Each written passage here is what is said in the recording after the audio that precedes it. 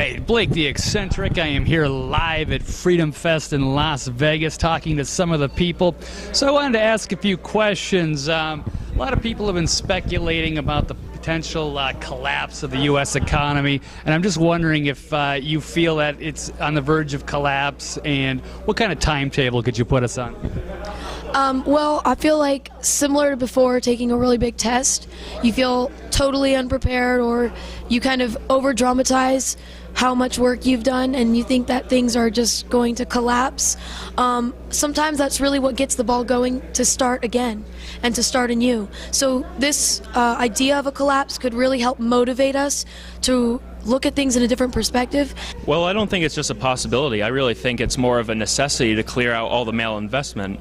In the Austrian School of Economics, which I subscribe to, the Fed, with its artificially low interest rates continuing its bond buying operation, creates all this distortion in the markets. So if we don't have a crash, then it's just going to keep getting worse and worse, and it's going to be all the much more painful until that comes. Well, you know, the way things are going, I think there probably will be some kind of a financial collapse, but I think it'll just be a really gradual meltdown. Nothing like overnight, right. You know, so I don't know, starting perhaps maybe next year, because it seems like they've band-aided things enough together here to keep it going for at least another year. So maybe sometime in 2016. Oh, well, that's a pretty good question. Verge of collapse. I guess I'm more optimistic because I'm seeing innovative technologies come that I think might be able to disrupt some of the issues that we're seeing. Well, I think the time frame is always hard to tell, but I would say that it's definitely a possibility, and listening to the great minds who predicted the previous economic collapse, like Peter Schiff and Ron Paul, listening to people who've already predicted these things and saw it coming, they also are predicting another one coming, and the reasoning behind that is a lot of the policies that led up to the previous economic collapse are basically still in place, and they're just doing more of it, printing more money, same bad policy. So you keep doing the same things that created the last mess, you're just going to be in a bigger mess anyways. Yeah, no, great points. So I had a question. If the economy did collapse, what do you think we should replace it with? Now, you've mentioned Peter Schiff, Ron Paul, Austrian economics. You see a lot of that theme here. But I'm curious if that's what you would take, or if you would take a Keynesian revival, gold standard, cryptocurrency, barter, interest-free fiat, resource-based. If it was up to you, hypothetically, what would you pick? I think having a combination, having the option to have those as long as there's not a monopoly on anything. I think the one I would avoid would be the Keynesian economics. I mean, if a small segment of the society decided that's what they wanted to have, then so be it. But yeah, I think having a true free market, having Austrian economics would be one of the best solutions. I think having the alternative currencies, whether it's a cryptocurrency like Bitcoin or whether it's trade and barter, I think a lot of those institutions are already rising up. You're having a lot of people using Bitcoin or starting to trade and barter, kind of working outside the system. Really just a system of free money and competitive currencies. Gold standard is nice because gold and silver and such metals are a store of value, but ultimately I think people should be able to choose in which way they want to exchange with each other. If I create a Lindley buck, after myself out of thin air, and people think that's valuable, let them trade in it. You don't need some central authority to go around and dictate how much money there is. I would replace it with exactly the same system that used to be in place. Oh, another Keynesian revival. Yeah, that sounds good. Okay. Let's do that. Let's do it all over again, but let's do it right this time. Well, if I was able to make that decision, I would say I lean Austrian, I would say, but I would let the market decide. I'm going to cop out and say No, it's your choice. That's fine, though. That's a good answer. That's a good question. That's a really good one. Well, I do love Bitcoin. I think that Bitcoin would be an amazing way to move forward. I don't know if it would need to be a gradual transition. I don't think that we could just abandon the dollar all in one day and move to Bitcoin. Right. But the sooner the better, the quicker the better. Better to have a peaceful debate about it up front rather than just have a collapse all of a sudden. Yes, yeah. But ideally, I guess the rise of having, whether it's a gold standard, a cryptocurrency, or anything like that, I think as long as it's not something that's being centrally managed by... But this is up to you. I'm just saying, it's your choice. You're on the clock. Which one would you pick for the future of the United States? I think that having either a gold standard would probably be the best bet, or as long I would avoid any fiat currencies. I would avoid any fiat currencies and any type of Keynesian economics. So Austrian free market, possibly gold standard, I think would be the best. All right, fair enough. So we'll switch gears here. How do you think Obama has been handling the border crisis?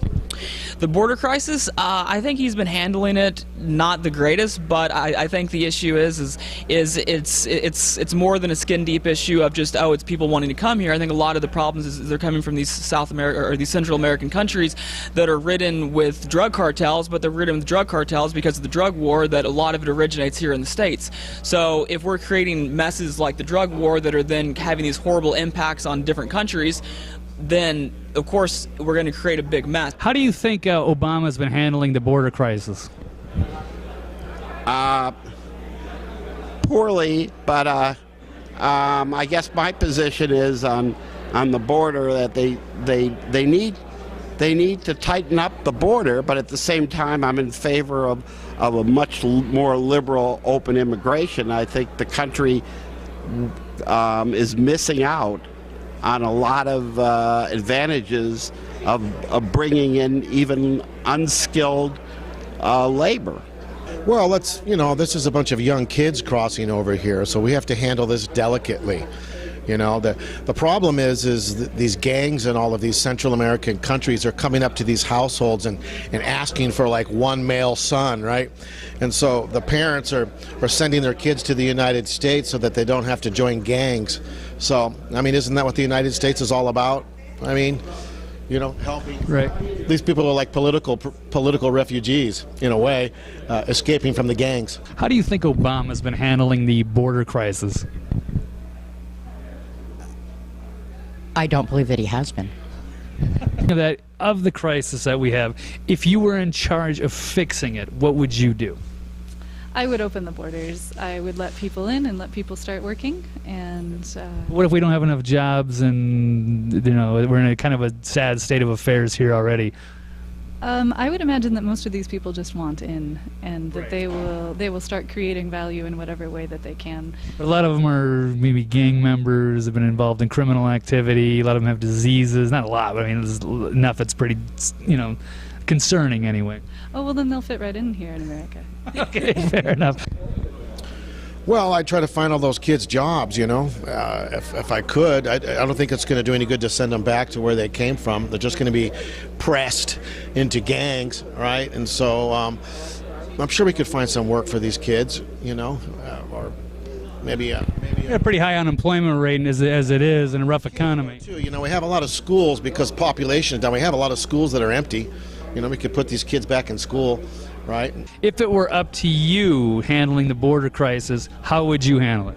Really, building off of what I said before, I'm more in favor of as free borders as feasible, as plausible. I mean, there's some people that, to be honest, we don't want in this country, and I think there's some validity to having a strong border, not to keep everyone out, but just to keep, people who may be carrying, diseases that we don't want in, to keep them out of the country, or violent felons. Those obviously we can't keep in. I'd tighten it up, and I would have Congress open up the borders in the sense that open up immigration and let a lot more people in. I think we want to keep out criminals. And, I suppose people have contagious diseases. And I do sympathize with those who are more against immigration because they do see their tax dollars going to other people, and I can sympathize with that. But I think that it has to be a whole system overhaul. We shouldn't have all these welfare systems. Then it won't matter if people are here because immigrants aren't bad. Immigrants are what the country's founded on. So I think it needs to be a total overhaul of the system. All right, well, speaking of Obama, which leads me to my next two-part question, basically.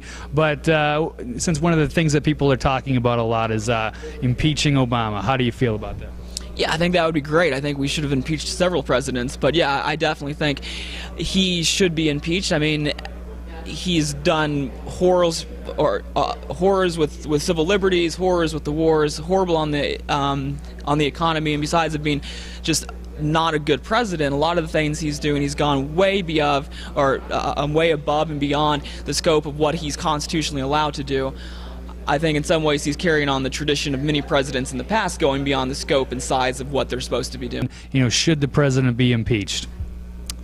I think there are plenty of offenses that do call for impeachment. When you balance this with Nixon, I mean, and even Clinton, I mean, Clinton's was kind of light, you know, when it came to lying under oath. That is serious, and I think nobody should be above the law. And Nixon leaving office over, I don't know, somebody ransacking an office or whatever. I mean, it's just stupid compared to all of the inaction when it comes to the IRS, when it comes to the NSA, when it comes to the border issue. I really think that there's way too many things that scream there's a problem. I think he should be sued, and then we could all make money off of it. And then I'll be okay with whatever. All right, so then lastly, So Obamacare. I do not think he should be impeached. I think these are, to be frank, rather silly tactics by a Republican Party who can't think of anything positive to bring to the table and are, you know, too scared to do anything substantial. So they just play around with all these things. Oh, we're going to shut down the government and expect that the president will dismantle his signature achievement, or we're going to sue the president to build fundraising. These are just ridiculous tactics, and if Republicans focused on things that were substantial and that the American people cared about, fixing the economy, fixing our money, fixing our foreign policy, then they'd be more popular with the American public, but they just keep on with these tired old tactics. do you think that we should impeach Obama? I don't really see it worth the effort. There are just a few years left. He's being ineffective. To some degree, it feels like he's almost not here. So that's not a bad thing. If he were impeached, then who would we end up with? Would that be Joe Biden? Yes, it would be Joe Biden. So the lesser of evils. No, that's a good point. Oh, that wouldn't solve the problem. The problem is his power, his position in itself. Getting one particular person out and bringing a different person in, I think, hardly matters in the end.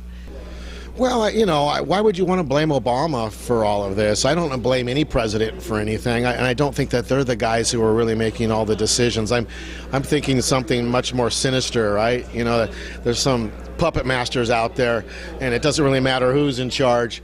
You know, it's not Obama. It's not the guy who's not in office right now, but will be later. It's these people that we always kind of talk about in whispered tones, right? But are we, you know? They have old established family names that we whisper. I think that it doesn't really Rothschild, Rockefeller. Yeah. I don't think it's Obama, you know. I mean, if you want to pick on somebody, I guess you could pick on the president. Pick on the front man? Yeah, pick on the front man, yeah. Impeachment. Do you think that's a good idea? I have no comment on that. All right. I don't put all the blame on him, but he's definitely not part of the solution. He's just another part of the problem. There's just too many questions that are not being answered. The guy thinks he's above the law, and there's no power over him. There's nothing, and that's not the way it was supposed to be. It's now become a kingship practically, and there's nothing you can do about it. He's just smiling all the way. So. All right, so finally my very, very last question, quick and easy. 2016, who's your early favorite for president? I would say Rand Paul. And why? Rand Paul's a nice balance, I think. He's not my favorite, but I really like when he talks about some of the issues. I think he's a proper balance. He's not totally conservative. He's not 100% conservative. He's pretty logical about discussing the things, because you can't be 100% in some things, because you have to be able to get things passed. But you don't want to ditch your values either. He's very plain speaking individual. Quick question for you. 2016, who's your favorite, who would be your ideal presidential candidate of the field that's in right now? And not who you think would win, but who you would like to see, who you would be excited about winning. Oh, I'm not sure. A lot of libertarians like Rand Paul, and I think that he certainly speaks on behalf of more civil liberties and reduced spying and smarter budget policy. Personally, I'm most leaning towards Rand Paul right now. I think out of all the people who are being floated around as potential contenders, I think he has one of the strongest records out of Republicans on foreign policy and civil liberties, an area where they've been very much so lacking over this past time. And on the economy, he's, you know, basically as good as it gets. His the budgets that he's brought up in the Senate have been a very positive step forward, so I have high hopes for him. Early favorite 2016. Geez, that's a good question. Again, I kind of You have to choose now. Who is it? kind of stay out of like the political realm, but I'm a fan of pretty much anyone who is in that pro-liberty camp. So, All right, Ted Cruz, Rand Paul, Gary Johnson. yeah, Three that come to mind. I liked Gary Johnson in the last election. I'd be interested to see what happens with him in this coming one.